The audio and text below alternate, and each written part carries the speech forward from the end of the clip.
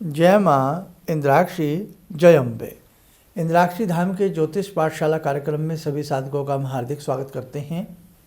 आज एक बहुत ही इम्पोर्टेंट सब्जेक्ट के ऊपर आपसे चर्चा करने वाले हैं, वो है नामांकरण। अब जैसे हम नामकरण करते हैं, नामकरण में हम कई बार बच्चे का नाम रखते हैं, अपने उद्योग का नाम रखते हैं, अपनी दुकान का नाम रखते हैं, अपनी फर्म का नाम रखते हैं। तो नामकरण एक बहुत ही इम्पोर्टेंट होता है। अब नामकरण की क्या क्या गहराइयाँ हैं। कई बार आप किसी नाम से अपना उद्योग चलाते हैं, नहीं चलता है, और कई बार आप नाम चेंज करते हैं, बहुत अच्छे से आपका उद्योग चलने लगता है। कई बार बच्चों के शुभ स्थिति के लिए, उनके अच्छे जीवन के लिए, उनकी उत्तम विद्या के लिए, उत्तम भाग्य के लिए भी हमें विशेष प्रकार से नामकरण करना चाहिए। नामकरण करते समय आपका व्यापार, आपका उद्योग, आपकी जॉब, आपका फर्म, आपका कोई भी ऐसा कार्य हो, तो उसमें आपको विशेष किन किन बातों का ध्यान रखना है, वो मैं आपको सारी चीज़ें इस अंक में बता रहा हूँ। आइए पहले आज का हम पंचांग देखें। 19 नवंबर सन 2025 दिन बुधवार, संवत 2082, मार्गशीर्ष का महीना, कृष्ण पक्ष, तिथि आज चतुर्दशी है, नक्षत्र स्वाति, राहु काल 12 से 1:30, दिशा सूल उत्तर पूर्व दिशा। अब देखिएगा, नामकरण जब हम किसी भी रूप में करते हैं, किसी विद्यालय का नामकरण करते हैं, किसी उद्योग का नामकरण करते हैं, किसी व्यापार का, किसी बच्चे का, कुछ भी हम जब करते हैं, तो नामकरण एक नींव है। जो नाम जीवन में एक बार रख दिया जाता है ना, वो जीवन में लंबे समय तक वो नाम चलता है। बच्चे का नाम रखेंगे, अंतिम सांस तक उसी नाम से उसको पुकारा जाएगा। किसी उद्योग का नाम रखेंगे, किसी फर्म का नाम रखेंगे, किसी विद्यापीठ का नाम रखेंगे, जन्म जन्मांतर तक, जब तक वो आपकी फर्म कायम है, उसका नाम जू का तू रहेगा। कई बार कुछ उद्योग बहुत तेज़ी से फलते फूलते हैं, और कई बार कुछ उद्योग जन्म लेते ही समाप्त हो जाते हैं, अर्थात स्टार्ट होते ही ख़त्म हो जाते हैं। तो जीवन में नामकरण का एक विशेष महत्व है। ऐसे नहीं कि हमने कोई भी दिमाग में आया और हमने नाम रख लिया। ये तो हुई उनके लिए बात जो इन सब बातों को नहीं मानते, लेकिन जो इन बातों को मानते हैं, कहीं ना कहीं ज्योतिष के प्रभाव को थोड़ा बहुत भी समझते हैं, तो उन्हें पूर्ण ज्ञान लेते हुए अपने बच्चे का, अपनी फर्म का, अपने स्कूल का, या किसी भी उसका नाम सोच समझ करके रखना चाहिए। अब इसमें प्रथम पहलू है कि किस वार में वो नाम रखा जाए। वार का बहुत महत्व है। वार जैसे सोमवार, मंगलवार, किस दिन हम उस नाम को रख रहे हैं, किस दिन वो नींव रखी जा रही है। आज वो नाम रखा गया है, जन्म जन्मांतर तक वो नाम जुगा तू रहेगा। किस नक्षत्र में वो नाम रखा जा रहा है, नक्षत्र की अपनी बहुत वरीयता है। नक्षत्र के साथ साथ किस तिथि में नाम रखा जा रहा है, आज किस प्रकार की तिथि बनी हुई है। कुछ ऐसी तिथियां भी होती हैं जो त्याज्य तिथियां होती हैं, जिन तिथियों में कदापि नामकरण नहीं करना चाहिए। चतुर्दशी है, चौदस है, चतुर्थी है, नवमी है, बहुत सारी ऐसी बातें हैं। वो अलग एक तिथियों का हिसाब है, जब वो सारी चीज़ें देखी जाती हैं सब सामने आता। किन वारों को अवॉइड करना चाहिए, किन नक्षत्रों को अवॉइड करना चाहिए, अब ये एक व्यक्ति के लिए या एक किसी वस्तु के लिए, एक फर्म के लिए समानता इसमें नहीं होती है। इसलिए मैं आपको बता नहीं पाऊँगा, क्योंकि किसी को अपने उद्योग का नाम रखना है, किसी को अपने बच्चे का नाम रखना है, सबके लिए इसमें सिस्टम अलग होता कि ये बच्चा इस तारीख में जन्मा है, इस तारीख के ग्रहों को देखते हुए इसके लिए शुभ नक्षत्र, शुभ वार, शुभ दिन किस प्रकार का रहेगा, हमें इसका नामकरण करना है। ऐसे ही आज आप ये उद्योग स्टार्ट करने जा रहे हैं, आपने ये अपनी फर्म बनाई है या अपना ये उद्योग, मिल, जो भी आपने बनाया है, अब इसका नाम रखना है, तो इसका जो स्वामी है इसको जो चलाने वाला व्यक्ति है मेन, उसकी राशि क्या है, उसके ग्रह क्या है, उसकी कुंडली से तालमेल मिला करके उन शुभ नक्षत्रों को, वैसे तो सभी शुभ हैं, सभी अच्छे हैं, लेकिन उस व्यक्ति के लिए, उस उद्योग के लिए, उस बच्चे के लिए प्रॉपर कौन सा नक्षत्र ऐसा है जिस नक्षत्र के हिसाब से, उसके भाग्य के हिसाब से, उस वार के हिसाब से उसका नामकरण किया जाए, यानी कि उस दिन उसका नामकरण घोषित किया जाए। नाम तो बच्चे में जन्म राशि से भी नाम निकल आता है, वो चीज़ें अलग हैं, लेकिन अब उसका नाम रखना है आपको।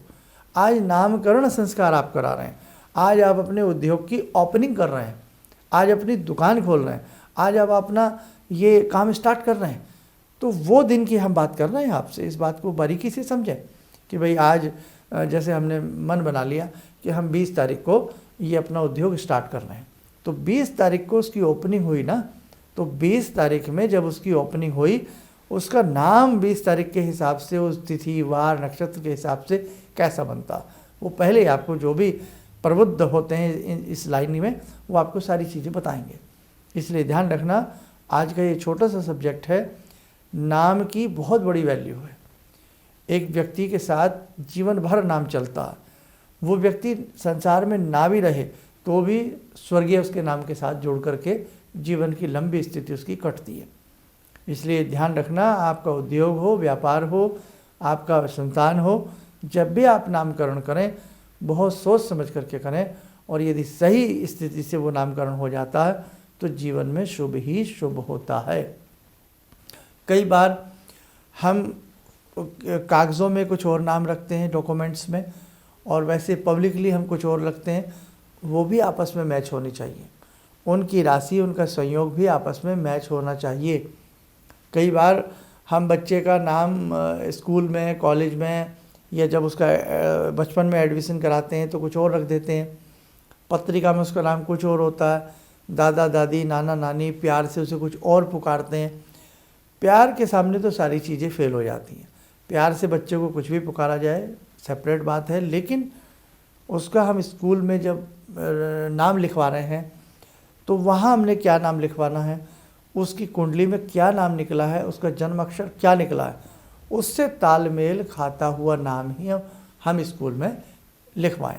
कई बार क्या होता है, कुंडली का नाम निकला है जैसे जीत सिंह, कुंडली का नाम निकला है रानी, कुंडली का नाम निकला है दीपाली, कुंडली का नाम निकला है अजय, कुछ भी इस प्रकार से XYZ नाम निकला है, लेकिन हमें वो नाम हम लगता है कि हम ये नाम ना रखें, हम ये नाम रखें। कई बार हमारी भी तो चॉइस होती है ना कि हम अपने बच्चे का, अपने उद्योग का ये नाम रखें। तो नाम आप अपनी पसंद से रखिए, 1-2 नामों को सजेस्ट कर लीजिए। अब उन नामों से वो राशि किस प्रकार से मैच खा रही है, उन नामों के जन्माक्षर से वो राशि कितना मैच खा रही है, तब उस हिसाब से आप नाम रखेंगे, बहुत बढ़िया लाभ मिलेगा। आपको एक बात बताएं, इन अक्षरों के पीछे छिपे हुए होती हैं योनियाँ। अब जैसे गरुड़ योनि है, सर्प योनि है, तो गरुड़ और सर्प का बैर है, आपको मालूम होगा। मयूर है, मयूर और सर्प योनि का बैर है। सर्प और मूसक योनि का बैर है। तो ये वो बैर भाव नहीं होना चाहिए, उस सब चीज़ों को देखा जाता।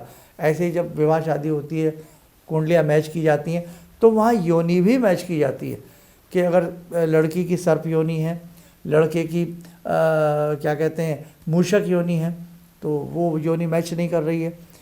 लड़के की मतलब सिंह बनती है, शेर बनती है, और वहाँ वो बकरी बन रही है या कुछ और बन रहा है, तो वो वहाँ शुभ नहीं है, क्योंकि शेर बकरी का भक्षण करता। ऐसे ही है मयूर है, मयूर के साथ सर्प योनि नहीं आनी चाहिए, मयूर सर्प को उठा करके ले जाता। तो बहुत सारी ऐसी चीज़ें हैं जो आज हम गहराई से और आसान वाली ज्योतिष को समझ करके जीवन में आगे बढ़ेंगे तो हमें ज्योतिष से बहुत बड़े लाभ हो सकते हैं, हमें ज्योतिष से बहुत बड़े फ़ायदे हो सकते हैं। ठीक है, ये आप बात ध्यान रखें। तो बस आज ये छोटा सा सब्जेक्ट था, आपको इसके बारे में ही समझाना था। आइए समय हो चला आज की ध्यान साधना का, जुड़ते हैं आज की ध्यान साधना में भगवान श्री कृष्ण से। ॐ करारविन्दे न पदारविन्दं मुखारविन्दे विनिवेशयन्तं वटस्य पत्रस्य पुटे शयानं बालामुकुन्दं मनसा स्मरामि बालामुकुन्दं मनसा स्मरामि कस्तूरीतिलकं ललाटपटले वक्षस्थले कौस्तुभं नासाग्रे वरमौक्तिकं करतले वेणुकरे कङ्कणं सर्वाङ्गे हरिचन्दनं सुललितं कंठे च मुक्तावले गोपास्ति परिवेष्टितो विजयते गोपालचूडामणि शान्ताकारं भुजगशयनं पद्मनाभं सुरेशं विश्वाधारं गगनसदृशं मेघवर्णं शुभांगं लक्ष्मीकान्तं कमलनयनं योगवृद्ध्यानगम्यं वन्दे विष्णुं भवभयहरं सर्वलोकैकनाथं। कवच बना लें, ध्यान करें, कृष्ण जी का शुभ आशीष हम सबके ऊपर बरस रहा है।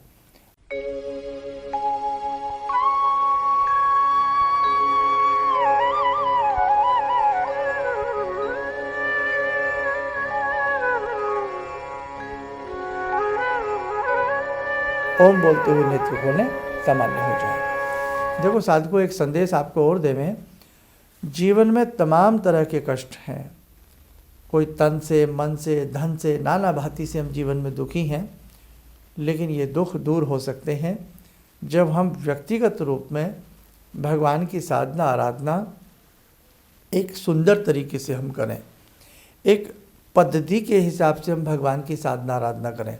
उसी के निमित्त 14 दिसंबर को दिल्ली एनसीआर में मोदी नगर मुरादनगर के बीच में एक स्थल है, वहाँ पर ये विशेष प्रकार का पूजन आप सबके विघ्नों को दूर करने के लिए किया जा रहा है। इस पूजन में कोई भी साधक भाग ले सकता है। आपने किसी भी परंपरा से, किसी भी संप्रदाय से, कहीं से भी आपने दीक्षा ली है, आप इस कार्यक्रम में आमंत्रित हैं, आप आ सकते हैं, क्योंकि ये सत्य सनातन धर्म के आधार पर ही ये पूजा भगवान श्री गणपति की विशेष प्रकार से की जा रही है। और हमें पूर्ण विश्वास है कि इस पूजा को करने के बाद आपकी कामनाएं पूर्ण हों, आपके विघ्न दूर हों। विघ्न हरता है भगवान श्री गणपति, चिंताओं को दूर करने वाले हैं भगवान श्री गणपति। और साथ में भगवती दुर्गा यानी कि इंद्राक्षी माता का विशेष प्रकार का एक कवच है, जिसका पाठ भी वहाँ पर होगा। आपके स्वास्थ्य के लिए, आपकी निरोगिता के लिए, आपके आयुष्य के लिए, आरोग्यता के लिए, तो एक विशेष प्रकार का बहुत अच्छा ये पूजन है। जो भी आना चाहे इसके लिए अपना नाम रजिस्टर्ड करवा दे। आप कितने साधक आ रहे हैं और कहाँ से आ रहे हैं, अपना व्हाट्सएप नंबर लिखवा दें। सुबह 11 से शाम 5 बजे के बीच में हमारे संस्थान में, संडे छुट्टी होती है, इस बात का ध्यान रखें। और ये जो 14 दिसंबर का जो आयोजन है ये रविवार का है और सभी के लिए निःशुल्क है, किसी प्रकार की इसमें कोई ऐसी बात नहीं है। और इसमें किस प्रकार से आपको पार्टिसिपेट करना है, कैसे क्या करना है, सारी जानकारी के लिए आप हमारे संस्थान से संपर्क कर सकते हैं। चलिए, आप सब लोग स्वस्थ रहें, सुखी रहें। इन्हीं शुभकामनाओं के साथ हम अपनी वाणी को विराम देते हैं। जय जय अम्बे। ऑर्डर्स मेरे पास लगभग ना के बराबर थे। मेरी फैक्ट्री लग रहा था कि शायद मुझे बंद करनी पड़ेगी, कोई दूसरा बिजनेस करना पड़ेगा। मैंने नाम बहुत कमा लिया, लेकिन पैसा मेरे पास बिल्कुल नहीं। टीवी में एक छोटा सा मंत्र, अभी तंत्र मंत्र की बात हो रही थी, तांत्रिक मंत्र रहा होगा, मैं इतना अनुभवी नहीं हूँ, मैं इतना ज्ञानी नहीं हूँ। मैंने उस मंत्र को पढ़ा, रविवार के दिन उन्होंने पढ़ने के लिए बताया था। मैंने मंत्र पढ़ा, भंवर वीर भंवर वीर तू चेला मेरा, खोल दुकान कहा कर मेरा। मैंने उन दानों को बिखेरा और आप यकीन नहीं मानेंगे, मैंने दोपहर के समय में ही मेरे पास फ़ोन आने लगे, ऑर्डर्स ऑर्डर्स। आज की तारीख में मैं इतना परेशान हूँ, इतने ऑर्डर्स हैं मेरे पास, लेकिन आज भी मैं परेशान हूँ क्योंकि मैं उन ऑर्डर्स को एग्जीक्यूट नहीं कर सकता। अभी भी मुझे आपकी ही शरण चाहिए। ऑर्डर्स मेरे पास बहुत हैं। किसी भी समस्या के समाधान के लिए मिले प्रसिद्ध हस्तरेखा एवं वास्तु विशेषज्ञ प्रोफेसर धर्मेंद्र शर्मा जी से। नोट: शिविर में भाग लेने हेतु एवं व्यक्तिगत रूप से मिलने के लिए कॉल करने का समय सुबह 10 बजे से शाम 6 बजे तक। हमारे विभिन्न ज्ञानवर्धक कार्यक्रम देखने के लिए आप हमें अभी सब्सक्राइब करें, बेल आइकन को प्रेस करें ताकि आप देख सकें हमारा कार्यक्रम सबसे पहले। और अधिक जानकारी के लिए फेसबुक पेज को लाइक करना न भूलें।